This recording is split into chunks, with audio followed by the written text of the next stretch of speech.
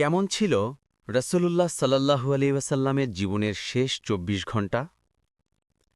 ১১ রবিউল আউয়াল আনুমানিক দুপুর ১২টায় কয়েকদিনের অসুস্থতার পর রাসূলুল্লাহ সাল্লাল্লাহু আলাইহি ওয়াসাল্লাম কিছুটা সুস্থ অনুভব করেন। জোহরের নামাজের পর অর্থাৎ আনুমানিক দুপুর ১টা ৩০-এ তিনি তার দুই চাচাতো ভাই আলী ও ফদল ইবনে আব্বাস রাদিয়াল্লাহু আনহুমার কাঁধে ভর করে মসজিদে যান। রাসূলুল্লাহ সাল্লাল্লাহু আলাইহি ওয়াসাল্লামকে মসজিদে আসতে দেখে সাহাবীরা খুশি হন। মসজিদে গিয়ে তিনি ঘোষণা করেন, যার ওপর আমার হক আছে সে যেন এসে নিয়ে যায়। তখন সাহাবী উকাশা ইবনে মিহসান রাদিয়াল্লাহু আনহু বলেন, বদর যুদ্ধের কিসাসের কথা। রাসূলুল্লাহ সাল্লাল্লাহু আলাইহি ওয়াসাল্লাম বদরের দিন তাকে মিসওয়াক দিয়ে সামান্য আঘাত করেছিলেন।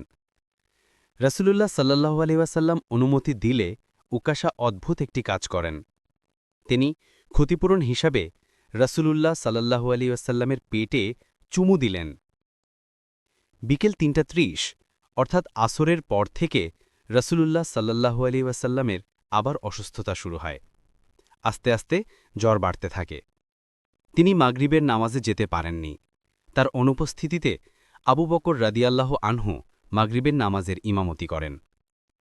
রাত ৮টা এশার নামাজের সময় তিনি ওঠার চেষ্টা করেন, কিন্তু তীব্র জ্বরে ওঠার সামর্থ্য ছিল না, অজ্ঞান হয়ে যাচ্ছিলেন। রাত ১০টার পর তিনি আয়েশা রাদিয়াল্লাহু আনহার কোলে মাথা রেখে শুয়ে থাকেন। আয়েশা রাদিয়াল্লাহু আনহা পানির পাত্রে হাত ডুবিয়ে তার মুখ মুছে দেন। আনুমানিক রাত ২টার পর থেকে রাসূলুল্লাহ সাল্লাল্লাহু আলাইহি ওয়াসাল্লাম মিনমিন করে দোয়া করতে থাকেন, আল্লাহুম্মা রাফিকুল কালা। ১২ রবিউল আউয়াল ভোর ৫টা ১৫ রাসূলুল্লাহ সাল্লাল্লাহু আলাইহি ওয়াসাল্লাম ফজরের নামাজের সময় ঘর থেকে পর্দা সরান। সাহাবীদেরকে নামাজে দেখতে পেয়ে তিনি সন্তুষ্ট মনে হাসেন। সাহাবীদের মনে হচ্ছিল রাসূলুল্লাহ সাল্লাল্লাহু আলাইহি ওয়াসাল্লাম বুঝি সুস্থ হয়ে উঠেছেন, তিনি নামাজ পড়াতে আসবেন। আবু বকর রাদিয়াল্লাহু আনহু ইমামতি ছেড়ে পেছনে আসতে চাইলে রাসূলুল্লাহ সাল্লাল্লাহু আলাইহি ওয়াসাল্লাম বুঝালেন ইমামতি চালিয়ে যেতে। তিনি শুধু আবু বকর রাদিয়াল্লাহু আনহুকে নামাজ চালিয়ে যেতে বলেন, এই দিন জামাতে অংশগ্রহণ করেননি।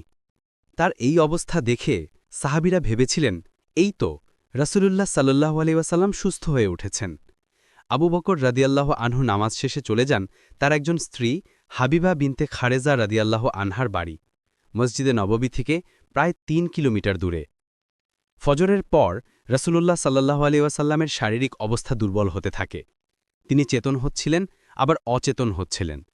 একবার চেতনা ফিরে পাওয়ার পর দেখতে পেলেন আয়েশা রাদিয়াল্লাহু আনহা মিসওয়াক করছেন। তখন তাকে বলেন তার জন্য মিসওয়াক নরম করে দিতে। আয়েশা রাদিয়াল্লাহু আনহা মিসওয়াক নরম করে দিলে রাসূলুল্লাহ সাল্লাল্লাহু আলাইহি ওয়াসাল্লাম মিসওয়াক করেন। বলা হয়ে থাকে, এটা ছিল রাসূলুল্লাহ সাল্লাল্লাহু আলাইহি ওয়াসাল্লামের জীবনের বাহ্যিক সর্বশেষ আমল, মিসওয়াক করা। তখন ঘড়ির কাঁটায় আনুমানিক সকাল ৮টা।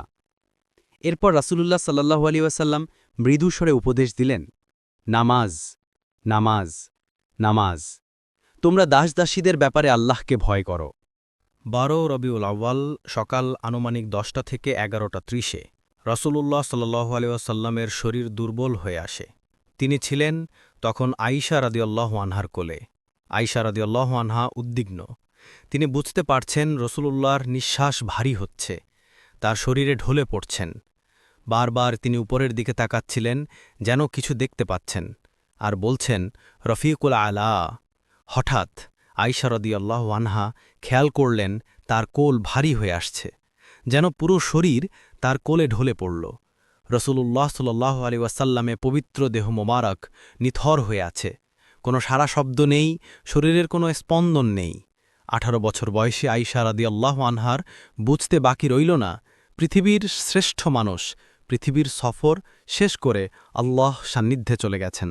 ইন্না লিল্লাহি ওয়া ইন্না ইলাইহি রাজিউন। সাহাবীরা বিশ্বাস করতে পারছিলেন না তাদের সবচেয়ে প্রিয় মানুষ পৃথিবী থেকে বিদায় নিয়েছেন।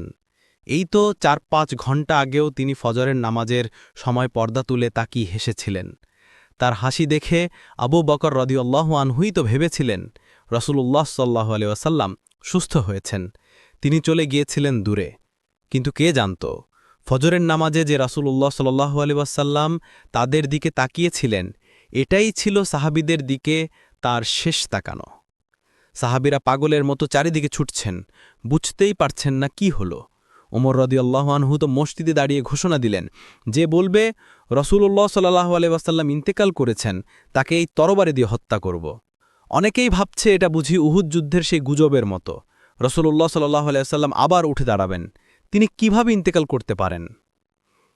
আনাস ইবনে মালিক রাদিয়াল্লাহু আনহু বলেন, যেদিন নবী সাল্লাল্লাহু আলাইহি ওয়াসাল্লাম আমাদের মাঝে এসেছিলেন, সেদিনের মতো উজ্জ্বল দিন আর কখনো দেখিনি। আর যেদিন তিনি ইন্তেকাল করলেন, সেদিনের মতো অন্ধকার দিন আর কখনো দেখিনি। 12 রবিউল আউয়াল আনুমানিক সকাল 10-11:30 মধ্যে রাসূলুল্লাহ সাল্লাল্লাহু আলাইহি ওয়াসাল্লাম ইন্তেকাল করেন, অর্থাৎ জোহরের নামাজের আগেই।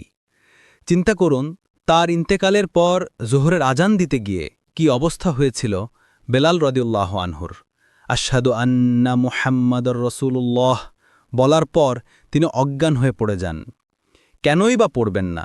গত 10 বছর ধরে প্রায় 18,250 ওয়াক্ত নামাজের আজান দেবার সময় যখন বলতেন আশহাদু আন্না মুহাম্মাদুর রাসূলুল্লাহ, তখন রাসূলুল্লাহ সাল্লাল্লাহু আলাইহি ওয়াসাল্লাম তার আশেপাশেই থাকতেন। আর এবার যখন আজান দিতে গেলেন, রাসূলুল্লাহ সাল্লাল্লাহু আলাইহি ওয়াসাল্লাম দুনিয়ার বুকে নেই। চিন্তা করুন কেমন ছিল সাহাবীদের সেদিনের মানসিক অবস্থা। আল্লাহ যদি আত্মহত্যা হালাল করতেন, সেদিন কয়েকশো সাহাবী কি সেই পথ বেছে নিতেন?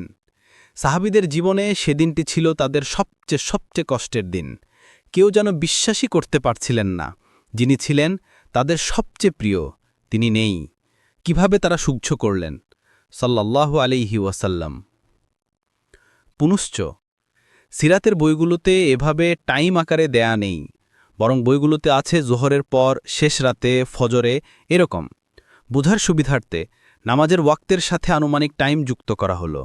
আর সিকুয়েন্সের ক্ষেত্রেও এক এক সিরাতে এক এক রকম এদিক সেদিক আছে, সামান্য পার্থক্য। এই লেখাটি যেসব বইয়ের সাহায্যে লিখেছি: 1. সিরাত ইবনে হিশাম, লেখক Ibn Hisham. 2. Rahiqul Makhtum, the sealed nectar, লেখক Safiur Rahman Mubarakpuri. 3. Muhammad, his life based on the earliest sources, লেখক Martin Lings. 4. The Sira of the prophet সাল্লাল্লাহু আলাইহি ওয়াসাল্লাম, a contemporary and original analysis, লেখক Yasir Qadhi. 5. The noble life of the prophet সাল্লাল্লাহু আলাইহি ওয়াসাল্লাম, লেখক আলী মোহাম্মদ আসাল্লাবি। 6. নবী রহমত, লেখক আবুল হাসান আলী নদভী।